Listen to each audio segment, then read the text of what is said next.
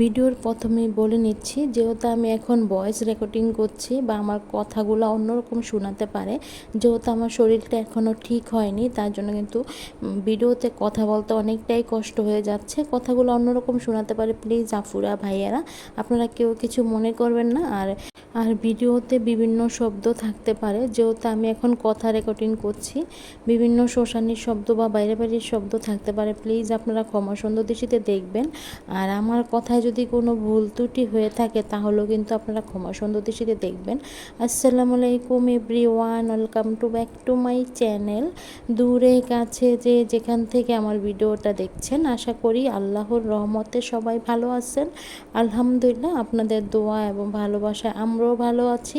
প্রতিদিনের মতো আমি আরও একটি ভিডিও নিয়ে শুরু করলাম। আজকের ভিডিওটা আমি ছোট্ট একটি ভিডিও দিয়ে শুরু করেছি, যেহেতু আমি কোনো ভিডিও করতে পারি না। আমার আপুরা এবং ভাইয়ারা সবাই জানে যে আমার শরীরটা ভালো নেই, আর এখন কিন্তু আমি চাইলেও কোনো কাজ করতে পারছি না, যেহেতু শরীরটা ভালো নেই। তার জন্য রান্নাবান্না ভিডিও কোনো কিছুই শেয়ার করতে পারছি না। সব কিছুই আমার আম্মা করে বাসায়, তাও কিন্তু অফ ক্যামেরায় করা হয়, তখন কিন্তু ক্যামেরাটা করা হয় না। আমি আরও ভিডিওতেও বলেছি যে আমার আম্মা কিন্তু ভিডিও করতে পারে না, তার জন্য কিন্তু অফ ক্যামেরায় রান্না করা হয়। রান্না করার পরে কিন্তু আমি দেখিয়ে দিই।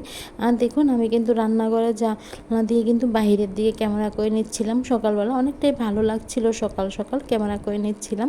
আর অরিজিনাল সাউন্ডটা রাখতে পারিনি, বিভিন্ন শব্দ ছিল, তার জন্য কিন্তু অরিজিনাল সাউন্ডটা রাখতে পারিনি। অরিজিনাল সাউন্ডটা রাখতে পারলে অনেকটাই ভালো লাগতো, পাখির কিচিমিচির শব্দ শোনা যেত, মানে পাখির ডাকগুলো শোনা যেত, তার জন্য বললাম। মানে সাইডে দিয়ে অনেক শব্দ হয় তো, তার জন্য কিন্তু আমি অরিজিনাল সাউন্ডটা রাখতে পারিনি। আর কি বলবো আপুরা, আজকে কয়েকদিন ধরে কারেন্টের এত সমস্যা দিচ্ছে যে কারেন্ট থাকে না ঠিক মতো। কারেন্ট না থাকলে তো মোবাইল চার্জ দিতে পারি না, তার জন্য নিজেও লাইভ করতে পারি না। আবার যারা আমাকে লাইভে এসে সময় দেয় তাদের লাইভেও কিন্তু আমি যেতে পারি না, যেহেতু মোবাইলে চার্জ থাকে না।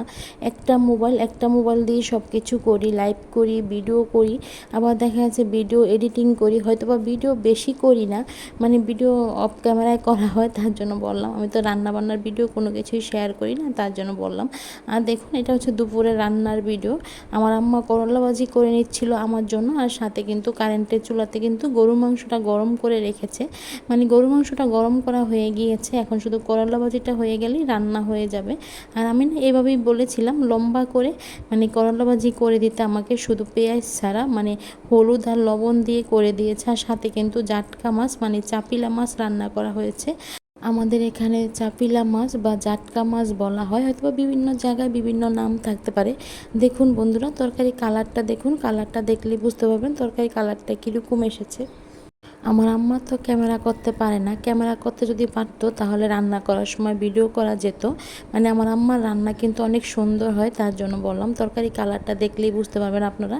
আর দেখুন, এখন কিন্তু আমি দুপুরের ভাতটা খেয়ে নিচ্ছি, মানে দুপুর হয়েছে, তার জন্য কিন্তু গরম ভাতটাই কিন্তু আমি ভাজি দিয়ে খেয়ে নিচ্ছিলাম। আর করলা ভাজি দিয়ে আমার কাছে ভাত খেতে ভালো লাগে, মানে তিতা তো, তার জন্য কিন্তু খেতে ভালো লাগে। আজকের ভিডিওটা এই পর্যন্তই। আজকের ভিডিওটা আর বেশি বড় করব না, আবার নতুন একটা ভিডিওর সাথে দেখা হবে। ভালো থাকবেন সবাই, সুস্থ থাকবেন।